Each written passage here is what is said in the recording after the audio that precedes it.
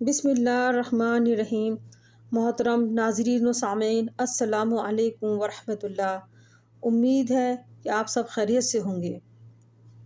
دراصل میں حدیث شریف کے بارے میں آپ لوگوں کو معلومات دے رہی ہوں، تو آج کی یہ ویڈیو بھی حدیث سے ریلیٹڈ ہے۔ اب تک ہم نے حدیث کے معنی اور مطلب سمجھے اور یہ جانا کہ حدیث کا پڑھنا اور جاننا ہمارے لیے کیوں ضروری ہے، اور آج ہم اس ٹاپک پر بات کریں گے کہ حدیث ہم مسلمانوں تک کس طرح سے پہنچی۔ یہاں پر یہ بات بھی میں آپ لوگوں کو بتاتی چلوں کہ بہت سے لوگ یہ اعتراض کرتے ہیں کہ کیا واقعی یہ سب احادیث صحیح ہیں یا کوئی سنی سنائی باتیں اور واقعات ہیں۔ تو ایسا ہرگز نہیں ہے۔ احادیث اور ان احادیث کو کس طرح صحابہ کرام نے نبی صلی اللہ علیہ وسلم سے سن کر اور لکھ کر آگے پہنچایا، آج ہم یہ جانیں گے۔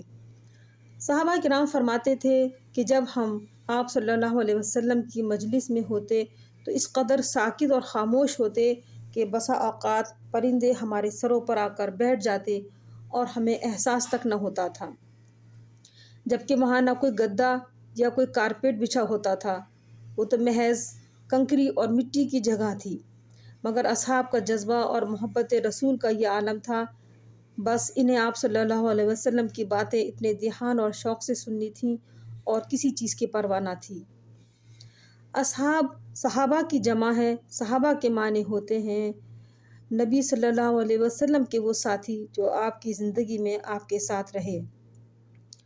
آپ صلی اللہ علیہ وسلم کے تمام اقوال اور تمام باتوں کو ان اصحاب کرام نے نبی صلی اللہ علیہ وسلم سے سن کر لکھ لیا اور بیان فرمایا۔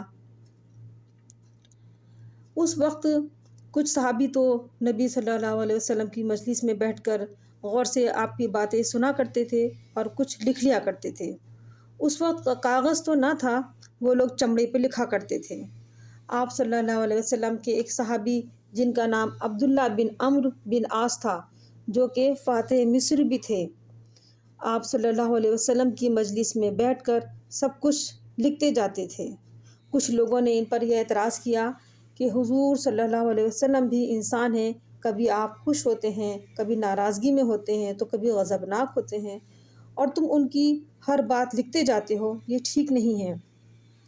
پھر ان صحابی نے حضور سے اس بات کا ذکر کیا تو آپ صلی اللہ علیہ وسلم نے ارشاد فرمایا، لکھو اس ذات کی قسم جس کے ہاتھ میں میری جان ہے، اس زبان سے کسی حال میں بھی کچھ غلط نہیں نکلتا۔ ان کی احادیث کی تعداد جو لکھی ہوئی تھی 700 ہے، اور آپ کی لکھی ہوئی کتاب کا نام الصحیفۃ الصادقہ یعنی سچ کی کتاب ہے۔ پھر یہ احادیث آگے روایت ہوئیں، یعنی دوسرے صحابہ تک پہنچیں۔ اسی طرح حضرت علی رضی اللہ عنہ نے زکوٰۃ کے جتنے مسائل ہیں سب نبی صلی اللہ علیہ وسلم سے سن کر ان کو لکھ لیا تھا، اور اسی طرح آپ کے چچا عباس کے بیٹے صحابی رسول حضرت عبداللہ بن عباس، جن کا مقام علم کے میدان میں بہت بڑا ہے، وہ بھی لکھا کرتے تھے۔ جب عبداللہ بن عباس کی وفات ہوئی اور ان کے بیٹے نے ان کی لکھی ہوئی کتابوں کو ایک جگہ سے دوسری جگہ شفٹ کرنا چاہا تو وہ ایک اونٹ پر رکھی گئیں، اور حضرت ابو ہریرہ رضی اللہ عنہ نے 5 کتابیں لکھی ہیں۔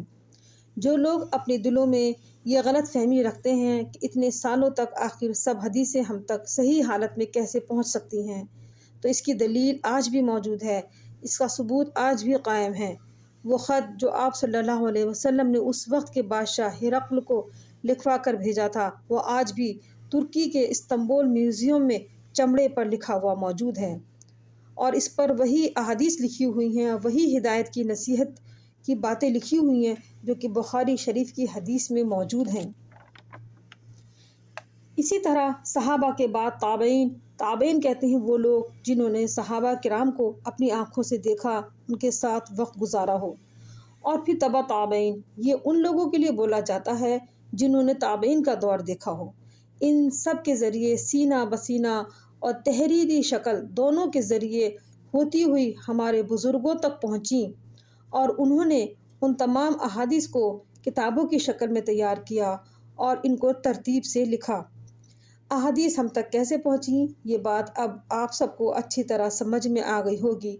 انشاءاللہ اگلی ویڈیو میں آپ کو یہ بتاؤں گی کہ احادیث کی کتابیں کتنی ہیں اور ہمارے بزرگوں نے ان کو کون کون سی کتابوں میں لکھا ہے، ان کا نام، ان کے لکھنے والوں کا نام، اور مختصراً ان کی زندگی کے حالات بھی بتاؤں گی۔ اب اجازت دیجیے، اللہ حافظ۔